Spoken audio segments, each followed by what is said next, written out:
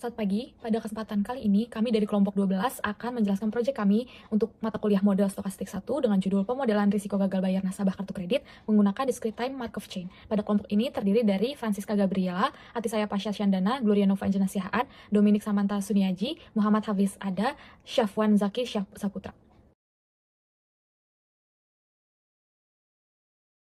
Penelitian ini dilatar belakangi oleh perkembangan industri perbankan dan lembaga keuangan di Taiwan yang semakin pesat. Salah satunya layanan kartu kredit yang memiliki daya tarik tinggi. Akan tetapi, perkembangan ini juga datang dengan risiko yang patut diwaspadai, seperti risiko gagal bayar atau default.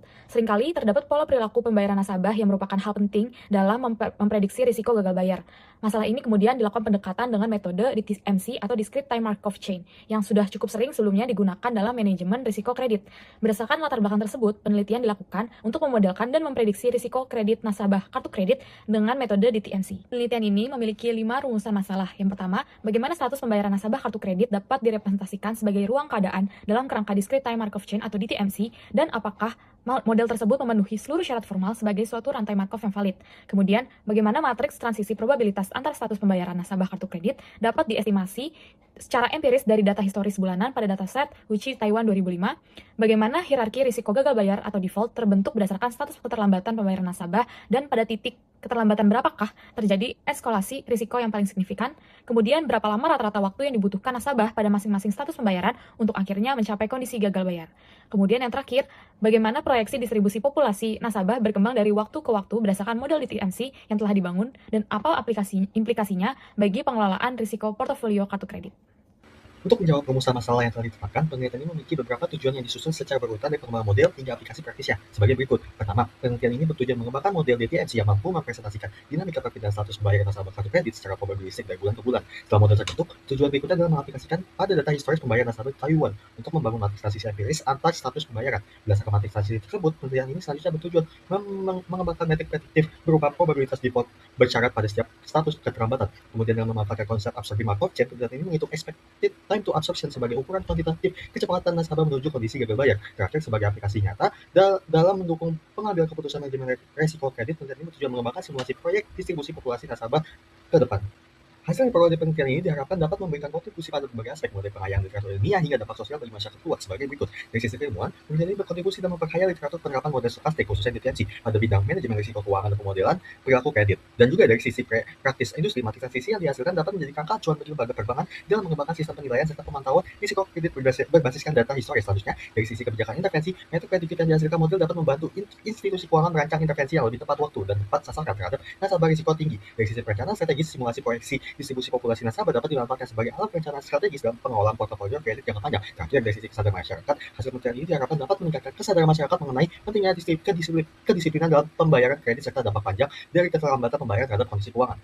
Agar pembatasan tetap fokus dan hasil penelitian tidak digeneralisasi secara berlebihan, ruang lingkup penelitian ini dibatasi oleh beberapa hal sebagai berikut. Pertama, penelitian ini hanya berfokus pada nasabah kartu kredit di Taiwan, sehingga hasil pemodelan tidak dimaksudkan untuk digeneralisasi ke populasi nasabah di negara atau wilayah lain. Kedua, periode data yang digunakan dibatasi pada rentang waktu April hingga September 2005, sehingga dinamika risiko kredit yang dipengaruhi oleh kondisi ekonomi di luar periode tersebut tidak tercakup dalam penelitian ini. Ketiga, pemodelan hanya mempertimbangkan status pembayaran nasabah sebagai dasar analisis, tanpa memperhitungkan faktor-faktor eksternal seperti kondisi makroekonomi, kebijakan suku bunga, atau perubahan regulasi perbankan. Keempat, penelitian ini tidak mencakup proses intervensi atau tindakan bisnis yang mungkin dilakukan oleh institusi keuangan terhadap nasabah yang menunggak, sehingga model bersifat deskriptif prediktif dan bukan preskriptif. Kelima, cakupan penelitian dibatasi pada pemodelan dinamika status pembayaran nasabah dan prediksi risiko gagal bayar tanpa merancang sistem rekomendasi kebijakan kredit secara menyeluruh. Lanjut berikutnya, metodologi. Model yang kita gunakan dalam penelitian ini adalah DTMC atau Discrete Time Markov Chain. Kita memilih DTMC karena status pembayaran nasabah yang diamati terjadi secara diskrit, di mana dia terjadi setiap akhir bulan. Dan perpindahan antar status dari bulan ke bulan berikutnya kita modelkan sebagai Markov Chain dengan asumsi status pada bulan mendatang hanya bergantung pada status saat ini, sehingga dapat kita modelkan sebagai DTMC. Dapat dilihat definisi ruang keadaan atau state. Yang pertama kita misalkan XT, itu status pembayaran seorang nasabah pada bulan ke-T, dengan ruang keadaannya sebagai berikut. Ada S0, S1, S2, S3, S4, dan S5. S0 itu merupakan nasabah bayar tepat waktu, di datasetnya dapat dilihat itu di P sama dengan -1 atau 0, lalu S1 itu nasabah terlambat 1 bulan, P sama dengan 1, S2 terlambat 2 bulan, S3 terlambat 3 bulan, dan S4 terlambat 4 bulan. Yang terakhir S5 itu merupakan keadaan di mana nasabah gagal bayar pada bulan berikutnya, atau pada dataset yang kita miliki itu merupakan default payment next month sama dengan 1. Ya. State S0 hingga S4 merupakan state transient, sedangkan S5 merupakan absorbing state, di mana keadaan jika sudah tercapai tidak dapat ditinggalkan lagi dalam model ini, karena S5 merupakan state di mana nasabah sudah gagal bayar. Model ini memiliki indeks waktu yang dimana T sama dengan 0 sampai 5, dia berkorespondensi dengan bulan dari April hingga September 2005, sesuai dengan dataset yang kita miliki. Dalam datasetnya direpresentasikan oleh kolom. Untuk formulasi matematisnya dapat dilihat matriks transisi satu langkah P yang berukuran 6 kali 6 sebagai berikut. Matriks ini memiliki syarat di mana untuk setiap PIJ, ia hanya berkorespondensi atau bergantung pada state sebelumnya. Lalu, sumasi atau perjumlahan dari semua baris itu bernilai 1 untuk setiap baris-barisnya. Baris terakhirnya dapat dilihat mencerminkan sifat absorbing dari state S5. Lalu kita akan masuk ke analisis data. Untuk dataset yang kita pakai itu bersumber dari publikasi USI Machine Learning Repository via Kaggle yang datanya diambil oleh Ye dan Lien pada tahun 2016. Periode observasinya itu dari April hingga September 2006 dengan total data 30.000 nasabah di Taiwan. Nah, karakteristik data yang kita pakai itu adalah panel longitudinal dengan jarak 6 bulan untuk setiap periode observasi. Lalu, untuk variabel utama model itu untuk status pembayaran dilambangkan dengan P0 hingga P5. Itu menunjukkan status pembayaran bulanan nasabah pada bulan April hingga bulan September. Lalu, ada indikator gagal bayar dengan variabel default payment next month dengan variabel biner yang satu melambangkan default, 0 melambangkan tidak default. Digunakan untuk menentukan transisi ke state absorbing atau S5. Nah, satu rangkaian transisi antar state ini sepanjang 6 periode waktu yang selanjutnya digunakan untuk mengestimasi matriks transisi. Lalu kita akan masuk ke simulasi data. Untuk estimasi matriks transisi, kita menggunakan atau memanfaatkan pemrograman Python yang dijalankan lewat Google Colabs. Lalu ada tahapan-tahapan yang kita lewati, yaitu untuk pertama, proses data, yaitu dilakukan pembacaan dan pemeriksaan data awal menggunakan library pandas pada Google Colabs. Lalu ada pemetaan kolom, di mana kita mengkonversi atau melakukan pemetaan nilai kolom PI ke dalam index states yang telah kita definisikan. Lalu ada frekuensi transisi, di mana kita melakukan penghitungan frekuensi transisi NIJ menggunakan operasi agregasi. Lalu yang keempat ada estimasi probabilitas, di mana kita melakukan normalisasi baris untuk memperoleh estimasi probabilitas transisi PIJ menggunakan library NumPy yang ada di Google Colabs. Lalu semua kode yang kita gunakan itu tersedia dan dapat direproduksi sepenuhnya. Baik, selanjutnya pada bagian kali ini saya akan memaparkan hasil estimasi matriks transisi dan interpretasinya. Setelah pada bagian sebelumnya kita sudah mendefinisikan 6 step pembayaran dan mengkonstruksi kerangka DTMC. Nah, sebelum masuk ke matriks transisi, kita lihat dulu distribusi marginalnya, yaitu proses proporsi nasabah pada setiap step untuk masing-masing bulan observasi. Ini berguna untuk memahami konteks sebelum kita masuk ke dinamika perpindahannya. Nah, di chart sebelah kiri sudah terlihat dari bulan April hingga September 2005, terlihat garis tren yang cukup mencolok, yaitu garis hijau S0, nasabah yang tepat waktu, menurun dari angka 89,74% menjadi 77,27%. Penurunan 12 poin persentase dalam 6 bulan menunjukkan bahwa portofolio mengalami deteriorasi yang konsisten, bukan sekedar fluktuasi musiman. Nah, di garis kuning yang tertera, dari bulan April hingga Agustus, proporsinya nyaris 0%. Lalu di September tiba-tiba melonjak ke 12,29%. Ini menarik secara statistik. Artinya, selama bulan-bulan sebelumnya, keterlambatan pembayaran cenderung langsung ke S2 atau lebih buruk tanpa singgah lama di S1. Nah, perlu diklarifikasi juga, state S5, yaitu state default, tidak muncul di tabel distribusi marginal. Ini bukan karena tidak ada nasabah default, tapi karena S5 baru terrealisasi di bulan Oktober, berdasarkan variabel default payment next month. Makanya, selama 6 bulan observasi, secara definisi semua nasabah masih berada di state S0 sampai S4 yang merupakan state transisi. Nah, dari pola distribusi tersebut, kami kemudian mengestimasi matriks transisi berukuran 6 kali 6. Yang aturannya setiap entry PIJ menyatakan probabilitas nasabah berpindah dari state SI ke SJ dalam 1 bulan. Estimasinya dilakukan dengan 150.000 transisi observasi dengan asumsi time homogeneity proses Markov. Nah, ada 3 kunci yang ingin saya soroti. Pertama adalah probabilitas S0 ke S0 sebesar 0,0809. Artinya nasabah yang tepat waktu cenderung tetap waktu di bulan berikutnya. Kedua, probabilitas dari S2 ke S5 sebesar 0,691. Ini adalah lonjakan yang akan saya bahas lebih detail di slide berikutnya. Dan ketiga, probabilitas S5 ke S5 yang bernilai 1, yang mencerminkan sifat absorbing dari state default. Nah, inilah temuan utama interpretasi kami. Bisa dilihat, probabilitas default meningkat secara monoton seiring derajat keterlambatan. Tapi ada satu lompatan yang sangat signifikan, yaitu dari S1 ke S2. Bisa dilihat ya.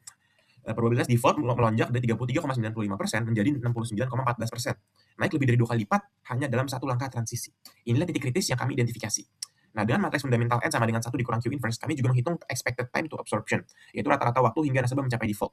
Untuk S0, waktunya cukup panjang, yaitu 5,83 bulan. Tapi untuk S2, hanya 1,93 bulan, dan S3 hanya 1,62 bulan. Implikasinya jelas, keterlambatan 2 bulan dapat dijadikan sebagai cut-off untuk intervensi kredit, seperti restrukturisasi, pengetatan limit, atau penarikan aktif. Baik, sebagai penutup interpretasi, ada 2 sisi yang perlu disorot, yaitu yang di panel sebelah kiri yang warna hijau di atas. Kabar baiknya, state S0 sangat stabil, dengan self-loop sebesar 0,809, dan expected time absorpsi 5,83 bulan, institusi keuangan memiliki window yang cukup panjang untuk mendeteksi dan melakukan intervensi. Namun, di sisi lainnya, di sisi yang panel merah sebelah kanan, ada kabar buruknya, yaitu peluang nasabah pulih dari kondisi menunggak hanya 11-14%,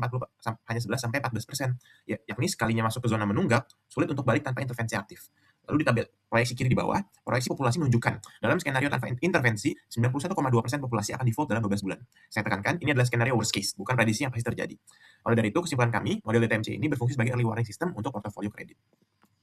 Akan divalidasi bahwa model tersebut merupakan DTMC. Dalam model tersebut, status pembayaran bulan depan hanya ditentukan oleh status bulan ini, bukan riwayat sebelumnya, yaitu sifat Markov. Yang kedua, ada tepat 6 state yang terdefinisi jelas dari S0 sampai S5. Yang ketiga, waktu pengamatan bulanan dari T0 sampai 5 yang merupakan waktu diskrit. Lalu semua entry dari matriks probabilitas P bernilai non-negatif dan setiap baris berjumlah tepat 1. Ada pula absorbing state S5 dan transient state dari S0 sampai S4. Matriks fundamental berhasil diinversi yang berarti perhitungan expected time to absorption ada dan valid secara matematis. Yang terakhir, suatu matriks P diasumsikan konstan sepanjang seluruh periode observasi. Selanjutnya kami akan membandingkan hasil dari model dengan data dan penelitian lain. Yang pertama, Ye dan Lien tahun 2009, dataset mencatat default rate keseluruhan 22,12%. Model berhasil mensegmentasinya. Nasabah S0 diproyeksikan 13,83%. Itu lebih rendah dari rata-rata. Jadi model tidak sekedar merata-ratakan, tapi membedakan profil risiko tiap kelompok. Yang kedua, ada standar perbankan. Tunggakan 2 bulan adalah batas kritis kredit bermasalah. Model mengkonfirmasi ini secara empiris, di mana probabilitas default S1 menuju state S2 melonjak dari 33,95% menjadi 69,14%. Yang terakhir dari Fulmers atau GAAP tahun 2021. Teori menyatakan nasabah yang sudah menunggak cenderung tidak bisa pulih. Model mengkonfirmasi hal tersebut dengan probabilitas recovery hanya 11-14%. Adapun kekuatan dari model, yang pertama, DTMC berhasil memetakan resiko secara berurutan dan monoton. Jadi semakin lama menunggak, semakin tinggi probabilitas defaultnya. Yang kedua, metrik prediktif yang luas. Model tidak hanya menghasilkan satu angka probabilitas, tapi juga expected time to absorption. Yang terakhir, matriks transisi dapat digunakan sebagai alat peringatan dini untuk memetakan struktur risiko jangka panjang dari suatu portofolio kartu kredit. Adapun keterbatasan dari model, yaitu probabilitas transisi diasumsikan konstan sepanjang waktu, padahal di dunia nyata bisa saja berubah akibat siklus ekonomi atau kebijakan makro. Yang kedua, model hanya melihat kondisi bulan ini, mengabaikan riwayat sebelumnya. Nasabah yang baru pertama kali terlambat diperlakukan sama risikonya dengan yang sudah sering terlambat. Yang terakhir, proyeksi tidak sama dengan prediksi. Jadi angka 91% default dalam 12 bulan bukanlah prediksi yang pasti terjadi. Ini adalah skenario yang mengasumsikan institusi keuangan tidak melakukan intervensi apapun kepada penunggak. Kami merangkum 6 temuan utama dari penelitian ini. Pertama, model DTMC yang kami bangun terbukti valid secara formal, memenuhi sifat Markov, diskretisasi ruang keadaan, hingga klasifikasi state transient dan absorbing yang tepat. Kedua, terdapat hierarki risiko yang jelas, semakin lama nasabah menunggak, semakin tinggi probabilitas defaultnya. Seperti yang terlihat pada tabel, probabilitas default melonjak dari 13,83% di S0 menjadi 75,78% di S3. Temuan kunci kami ada di poin keempat, yaitu lompatan paling tajam terjadi dari S1 ke S2, yaitu dari sekitar 34% menjadi 69%. Ini menjadikan keterlambatan 2 bulan sebagai cut-off kritis untuk intervensi kredit. Selain itu, expected time to absorption menunjukkan bahwa begitu nasabah masuk ke S2 ke atas, waktu rata-rata menuju default tinggal kurang dari 2 bulan. Dan terakhir, peluang pemulihan dari kondisi delinquent sangat kecil, hanya sekitar 11 hingga 14%. Dari temuan tersebut, ada 2 implikasi utama. Secara teoretis, DTMC terbukti mampu menghasilkan metrik yang jauh lebih kaya dibanding model klasifikasi statis biasa. Secara praktis, model ini dapat berfungsi sebagai early warning system, memberi justifikasi kuantitatif kapan institusi keuangan harus mulai mengintervensi nasabah, dan membantu penetapan cadangan kerugian kredit yang lebih akurat. Untuk mengembangkan ke depan, kami merekomendasikan 4 hal: integrasi variabel kovariat seperti usia dan kondisi makroekonomi, eksplorasi non-homogeneous Markov chain agar model bisa menangkap perubahan kondisi ekonomi, implementasi Markov decision process untuk mengoptimalkan kebijakan intervensi, serta evaluasi dampak intervensi secara langsung terhadap matriks transisi.